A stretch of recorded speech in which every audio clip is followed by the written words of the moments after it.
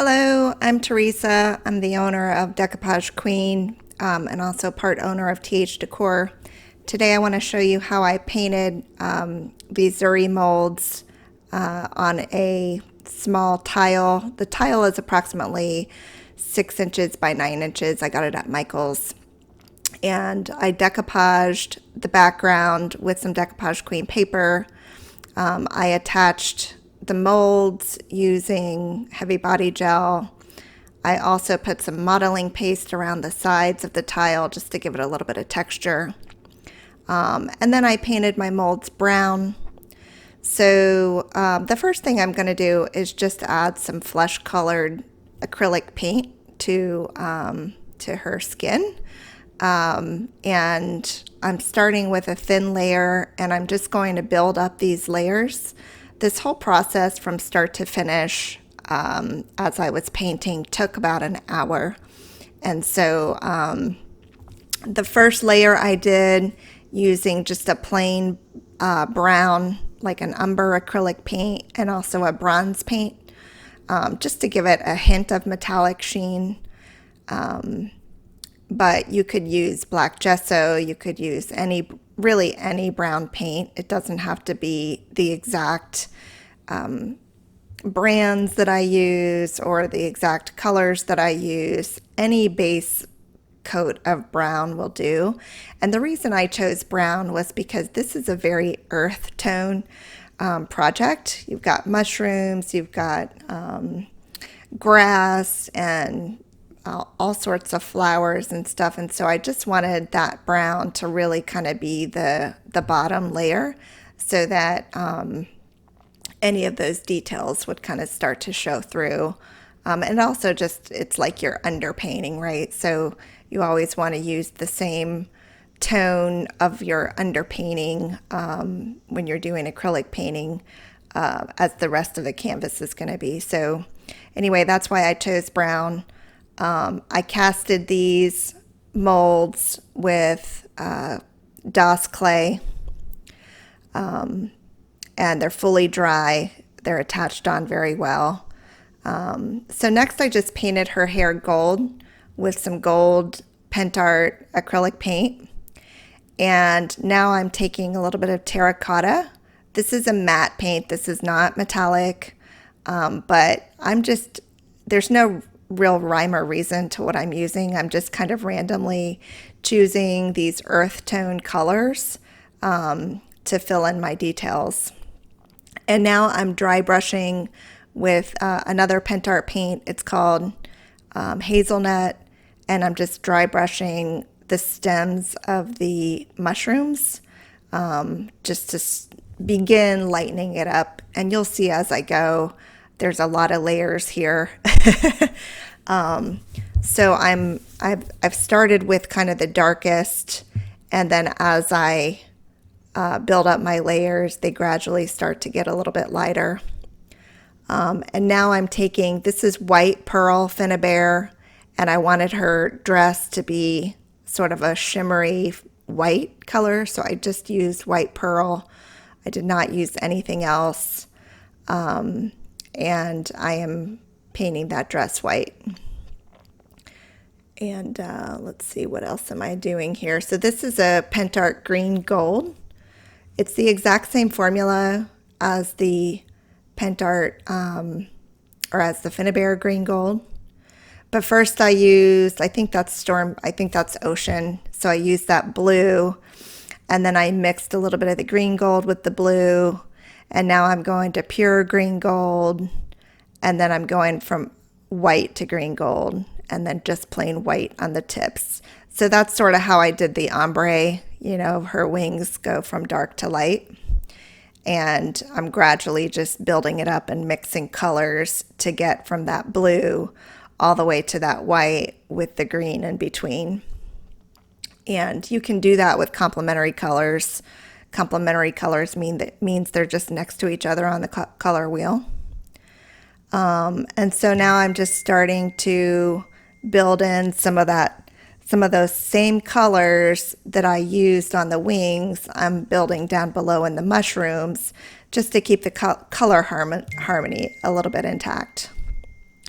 Next, I'm painting this large mushroom bronze. I wanted it to be a completely different color so that it would stand out, and I hadn't used bronze yet. And the bronze goes very well with the brown, so it works well with the color palette that I've chosen. And now I'm doing another layer of the flesh tone, just to build up that depth a little bit. And you can see that that really starts to brighten it. I actually mixed just a touch of bronze in the flesh tone just to make it a little bit darker and just a hint of metallic as well. So you can see that color really starts to now pop with that hint of bronze in the flesh tone all over her legs and arms. And I'm not trying to layer in any sepias or anything here because you get enough of that with the brown underpainting. Okay, so, and I'm using a very small brush. This is the same brush that I use for oil painting.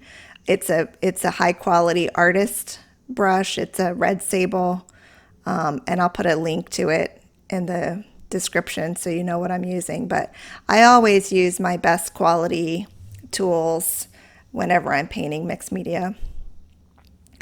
All right, so now I'm just using, I think it's green olive by Finnabair, to layer in some more of those, the grass, a few more mushrooms. Again, keeping within that same neutral kind of earth tone color palette. The only place that I really deviated from the earth tone color palette was in the blue on the wing, but I did that on purpose because I really wanted that blue to kind of pop, and she's a fairy and she's special. So she gets to be, you know, some of her colors get to be a little bit special. And now I'm using soft satin, and I'm just randomly going over some other mushrooms with the soft satin.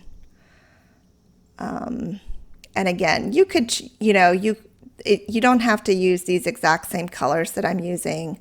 You can use any colors that you want when you're doing this. But I recommend picking kind of a harmony, you know, some colors that are close to each other on the color wheel, and just working within that range. You can blend colors together to get unique colors. You don't always have to paint straight from the jar. All right, so now I'm taking just a little bit of off-white and dry brushing it again over those stems. This is just a little bit of off-white. And now, while I had a little bit of off-white on my brush, I mixed it with some white pearl and a little bit of flesh tone just to give her skin some highlights. And I dry brushed those highlights on.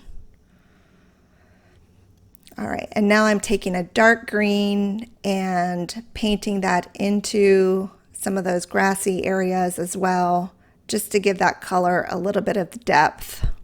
And you can see, I don't know if you can see well or not, but I'm not painting over the entire areas that I covered already. I'm just, you know, kind of dotting it in, particularly in some of the areas where I think there might be a little bit of shadow.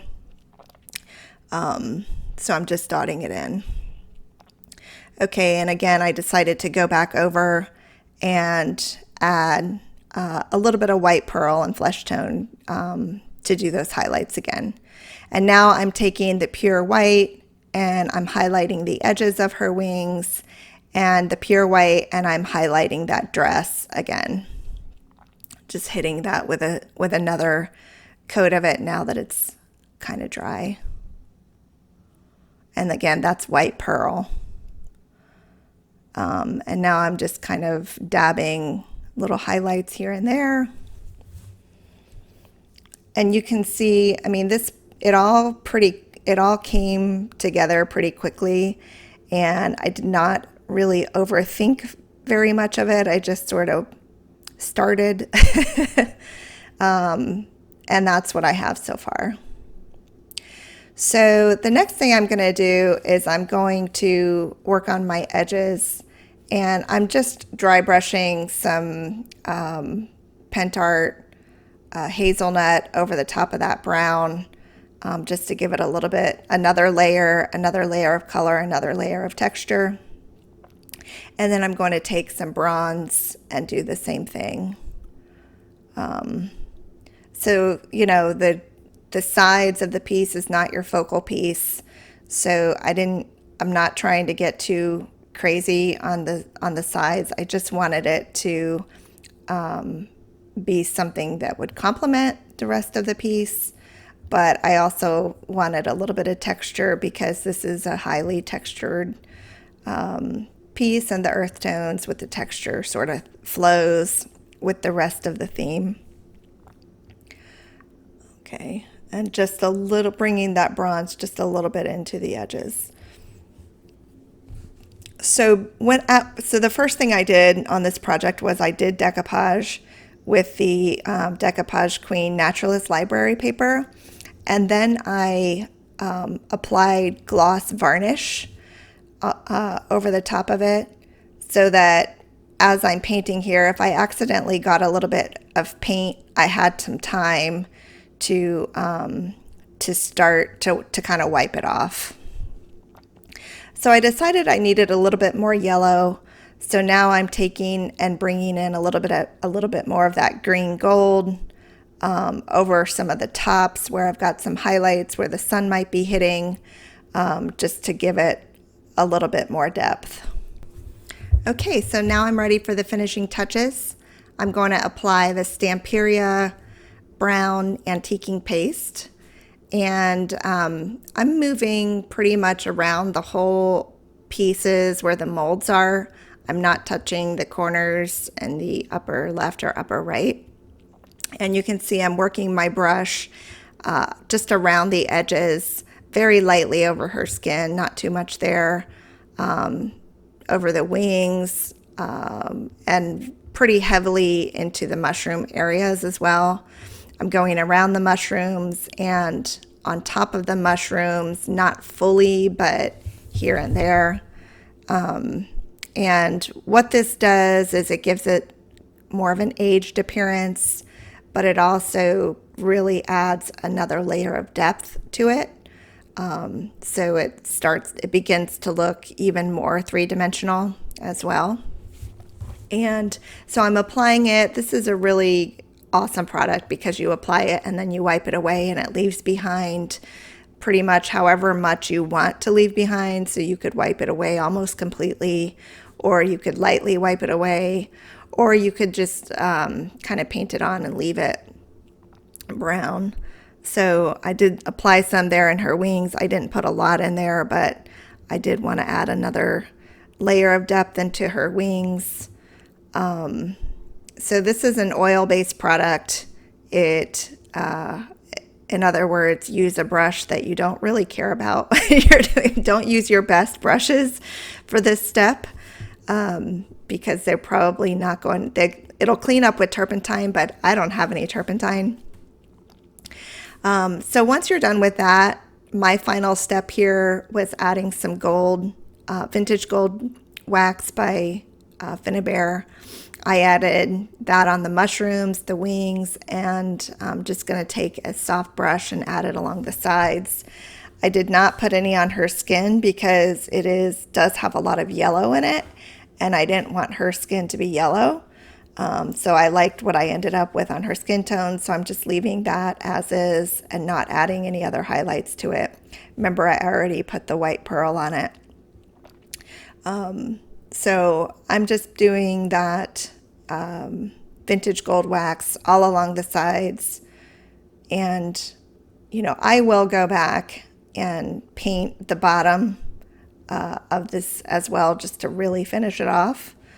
But that's it. I mean, pretty easy and really good result with the metallic paints. So I hope you enjoyed it. Thank you. Bye-bye.